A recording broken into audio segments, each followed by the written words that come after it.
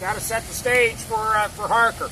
We've come up the Lafayette Road now. We have marched behind Barnes, engaged out there to the east of the road. We have marched now to be behind Carlin's brigade of Davis's division, engaged east of the road. And we're going to continue and march up behind Haig's brigade. But as the arrows on this map suggest, what's happening to Carlin and Haig's brigades in particular?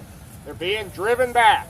And as Harker and Buell come up the road here and get behind Carlin and Haig, not only are there some of their men coming out of the woods, but there's that stream of wounded and stragglers coming out of the woods.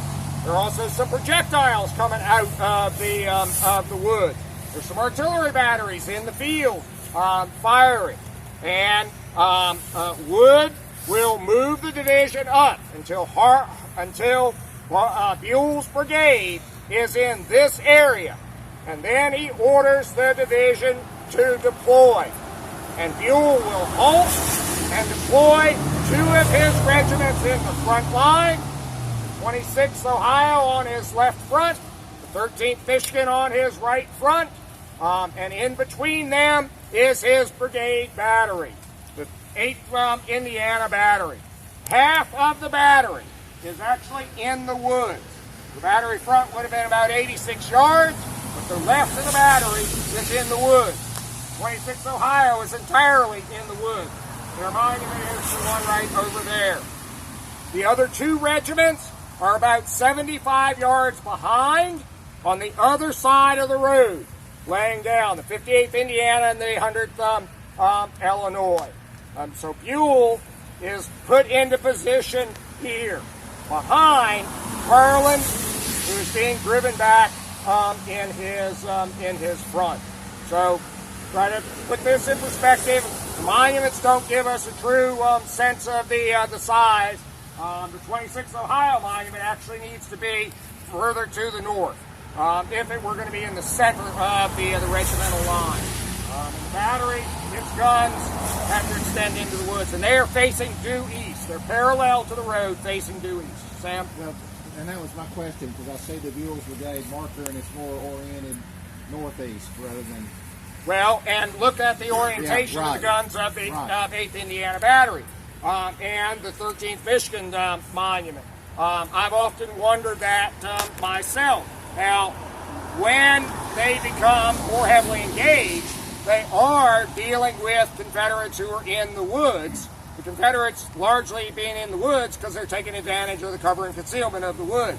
So, are the position of those monuments and the tablet at that angle to more represent the engagement as opposed to the initial deployment?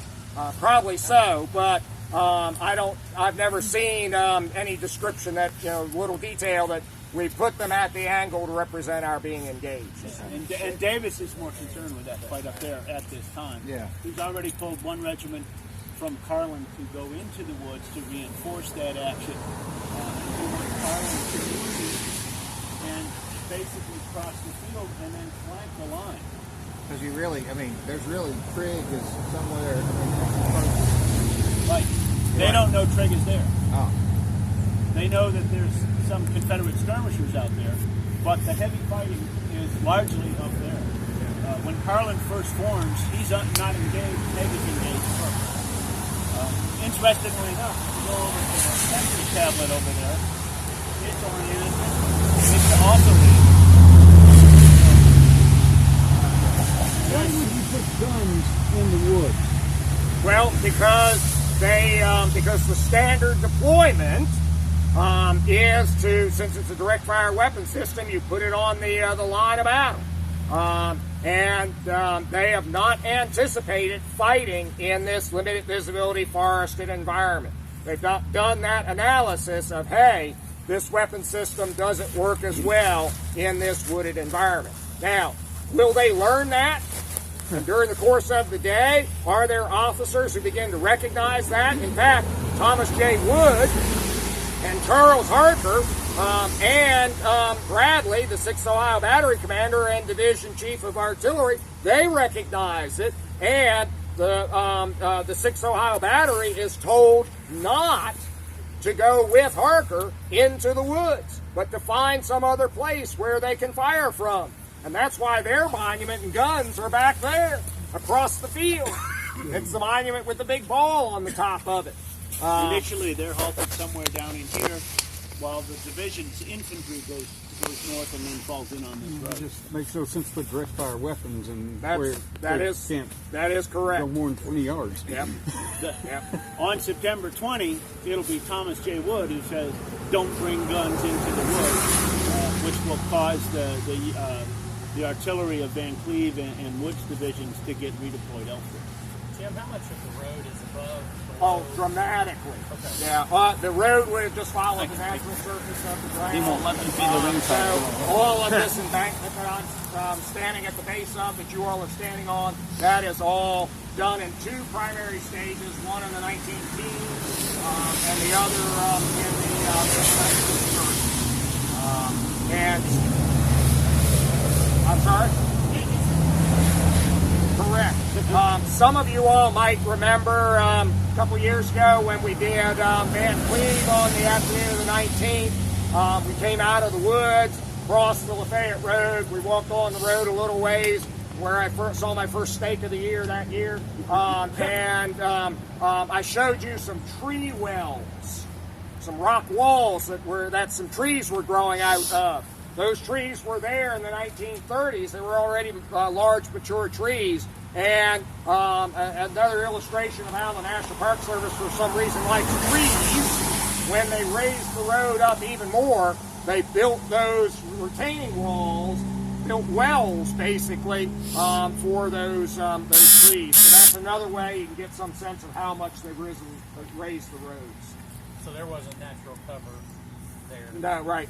But there are fences on both sides of the road, and there are lots of accounts, particularly after Buell gets engaged, there are lots of accounts of guys taking cover behind the fences on the roads. Military construction fences, not. No, they're civilian fences. Okay. From the vineyards farms. Okay.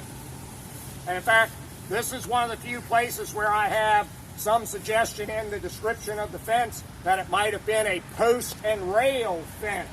Like what you see at Antietam, along the Hagerstown Pike, the picture of all the dead by the fence like that, as opposed to just a stacked rail fence, like you see we've erected in different places. A couple of those accounts there's an 8 Kansas one that's very specific, that says he was behind a post of the fence. And in fact, he came back later and cut a piece of that post off and sent it home as a souvenir. Yeah.